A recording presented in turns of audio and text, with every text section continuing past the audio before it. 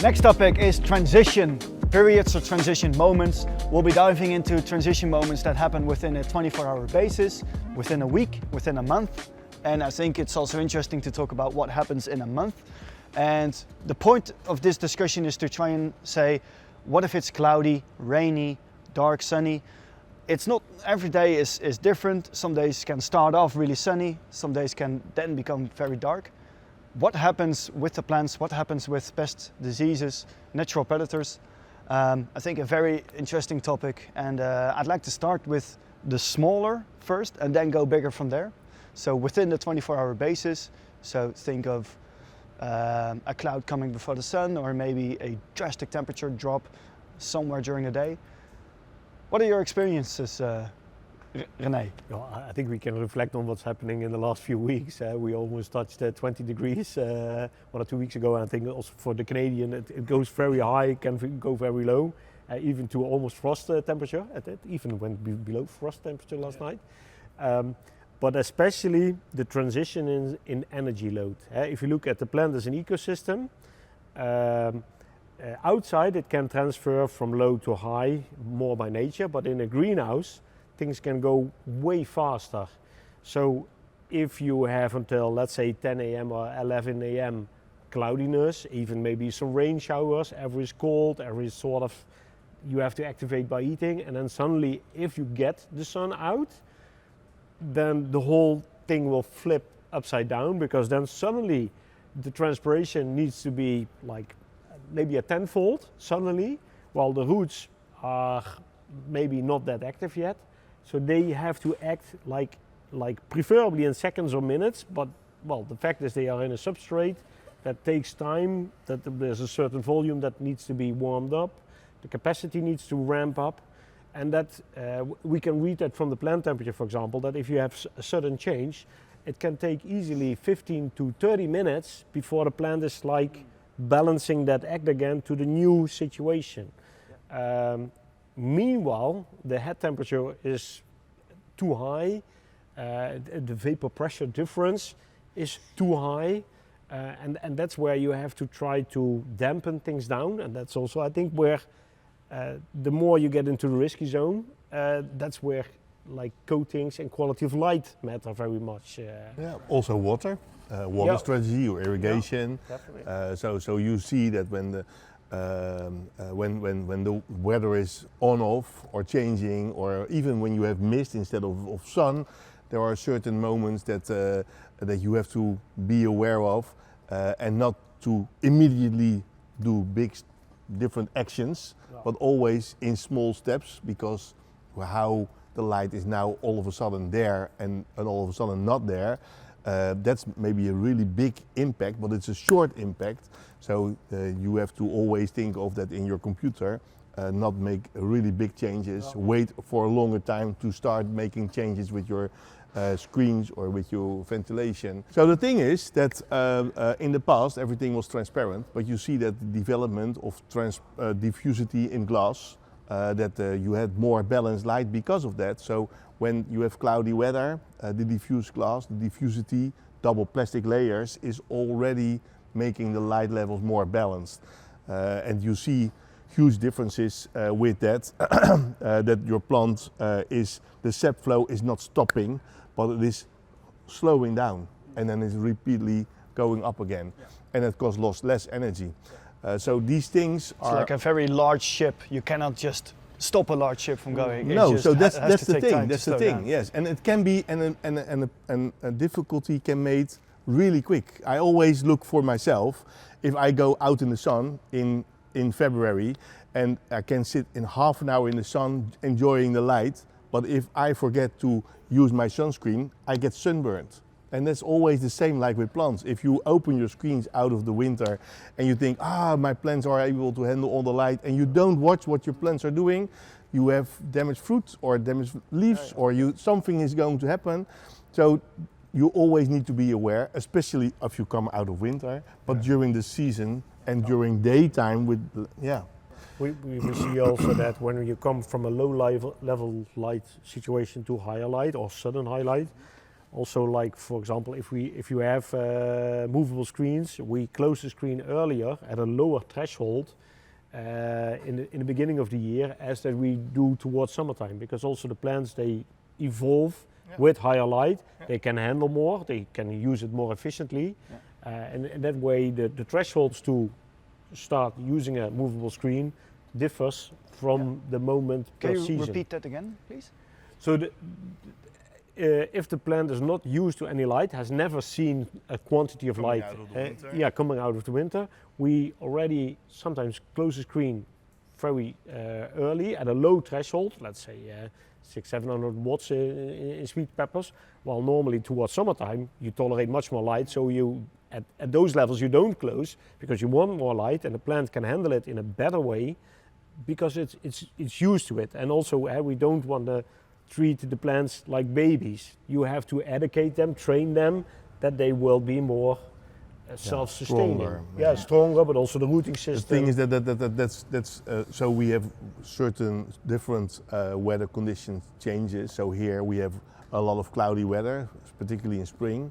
But if you go to other countries more around the middle of the globe, then they already have really long light days without any clouds. So you always have to think of, as a consultant and as a grower, is something important for me? How do I need to work with that? Here we start later using coatings because you have the screens. In other countries they don't have a screen. Yeah. You already have to think maybe on the old year, in winter, to do something, to be aware that if the sun, like in Mexico, is coming, bam, immediately, you need to be aware and to do already something before that, because otherwise you are too late.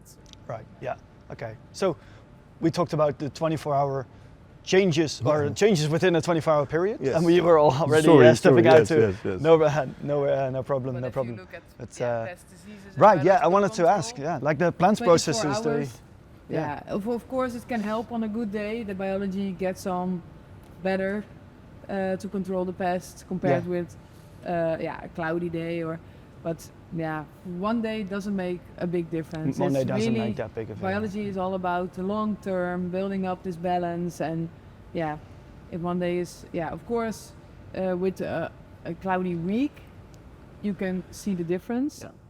A sunny week, it's also always best to release the insects on a more sunny week. Then they are more active, will find their way easier in the crop and establish better. Well, let's say a grower faces some type of malfunction in the system or has making a mistake, and the temperature in the greenhouse rises massively. So you go from 28 to, let's say, 36 or even higher, 40. I don't know how many degrees, but let's just say that it's above the point where the pests as well as the natural predators are able to, behave normally. Do you see any damage then, and are there limits? Like, does that happen in 5 minutes or an hour? Probably the most damage will be done by your crop, and insects can handle a lot of extreme conditions. They just go into this inactive mode, and then once climate is good again, they just continue. So the plants are more sensitive in the and sometimes it helps, especially in the end of the cultivation, in order to end clean. You can really heat up the greenhouse, but then you talk about above 15 degrees for some hours. That will be so extreme. Then indeed all pests can be killed. But around 40 degrees they just to go inactive. If a plant is there, or it's an empty space, even a plant's there, they can sit underneath the leaves. Around the leaves have water, they can attract water. If everything is empty, it's not so extreme as you will measure in above. Right, that's fair. That's fair. Also, don't do it too long, because technical equipment is is vulnerable there's for some that other kind of problems. temperatures. You should think about, but not biology. But for a week, it really can make a difference. So that's why we always advise, once you start releasing insects, and before I talked about this sachet, a sachet can walk out 5-6 weeks. So in these weeks, yeah, you have some good days, you have some bad days, good weeks, yeah, with active climate, and maybe also some that are not as good. So if you don't use sachets, but you just release them, yeah, from a bottle, we always advise, for example, for Aureus or Maculovus, never introduce all your insects on one particular day or in one particular week, because yeah, you should spread your chances, just as in poker or any other. You shouldn't guess for just one. Yeah, right. moment Don't that bet it on one should horse. happen, Yeah. because yeah, you take a lot of risks. Always spread it, and yeah, the chances of your biology to Yeah, build up a population in your crop is much bigger. Right. Okay. Yeah. Interesting. Yeah. René, you talked about how the threshold for certain actions like closing a screen, how that changes from spring to summer. Should you also take that into account in a week's time, or is that not the interval? Is that too quickly? I think the more mature a plant is, and if it's in balance, like also above ground and below ground, it can handle and tolerate more and have a good light use efficiency. And well, I think the best thing is having a plan, because the nice thing about the sun is it circles around us, and also the planet Earth, it circles. So what goes around comes around. In a way, we go to the longer days, we go to the shorter days, we know the day length in advance, and we can put that to data and actually build a strategy. And see, okay, what levels can we tolerate at what moment, because they are largely depending on what the crop can handle. And if it's just a seedling with a few leaves, that's completely different as that it's full grown, mature, and then also it matters if there's a high fruit load or a low fruit load. Right. But you can schedule that in a sort of a year plan. Right. Yeah. And how often should a grower, if he has this plan, I'm sure he reassesses it every once in a while. But that's exactly the question that I want to ask. How often should a grower think about his screening strategy, for example? Should he do it every day? Should he do it every week? What if you were a grower? In this case, if I would be a greenhouse climate consultant, I would say trying towards autonomous, and autonomous is not that everything happens by AI, but certain things like common farmer sense, and you can write things down and you can structurize it, but then also you can build it in. So a lot of people think that climate control is setting something for today, but if you set it right and you use physics and also a year schedule, you actually can set something today that will last and change over the year. So thresholds can differ, like every day a little bit higher threshold. You can do it really tight or with a little bit more bend wide. So I see that as well. I talk about a lot of year plans because of light, because I'm there for the light. And the light is over the years always the same. At the end of the year, the amount of light, if you look for the average, it's more or less almost the same. So together with Let's Grow, we made kind of a tool, and now growers see visually when the moment is that the light levels is above something like an ideal grow line, because there is always a maximum for a plant which he can handle with the temperature and the light. And most of the time it's like, say, 1500 joules of inside a greenhouse per day. Everything above is causing stress. So if you have that knowledge, then you can make plans. You can use your screens, you can use coatings, you can watch for your irrigation, everything, your biological even, you know when there is a maximum of the light, and then the plant can easily get into stress. So if you plan all these, you have a more balanced, ideal growing crop. Right. Yeah. So you can make the correlation to sort of the light temperature balance. Yeah. But you also we should combine it with the fruit load, because if it would be a too high temperature with too light, a too high fruit load, well, we really need some assistance to actually, well, not balance the act, but to survive that situation. But indeed having a light plan, but when you would have excessive temperatures, then either you have to look at, can I change something on the fruit load, for example, Or can I do something to improve light use efficiency? Misting installation comes into play, or do something on the de-leafing strategy. And the thing is, the light levels are not always at the same moment as the high temperature levels. So like here, we are in the Netherlands, in May, beginning of June, the light levels are the highest, but the temperatures are the highest in July.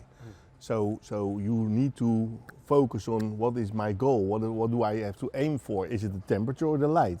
So if the light is already coming down, but you need to work on your temperature, then maybe a fog installation is for the second part of the summer maybe more ideal, and the first part with the light you can do with like your screens and your coatings.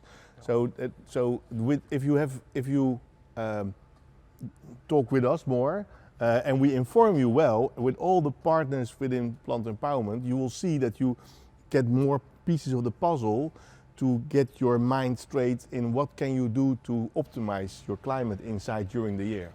Yeah. I know that René and Paul, you obviously work with a lot of plans, longer term plans up to a year, maybe even longer. Lisa, do you often use those yearly plans to know what's going to be happening in the next coming weeks, months? How far ahead do you regularly look? Not multiple years, but we look at it year by year. But it's harder with all the pests and biological control. One year there's suddenly a lot of spider mites, another year is more like a caterpillar year. You never know, but we have to work to look for the long term. Also because you want to release your insects preventatively. It's all about timing. If you don't have the right timing by pest control, you're not gonna win. If you're too late, you're not gonna win. If you're too early and some of our insects don't have anything to eat, you lose them again and you think they're in the crop. And it's all about knowing your greenhouse, knowing what more or less the temperature and the seasons will do. And then you know, I know my windows are gonna open, then I have more risk of moths flying in, so caterpillar risk, aphids flying in. There's always certain moments, but also within a greenhouse you have certain places. It's all about knowing your greenhouse. I have every year the first, for example, echinotrips occurring in that site, in the particular side of the greenhouse. So please put some sticky plates to scout them earlier over there, because every year it's the same place around the same time it starts. So this year it will definitely be the same. And also from a corporate perspective, it's also important to know what is going to happen when, because it's not like one day you need insects and the next day you have it.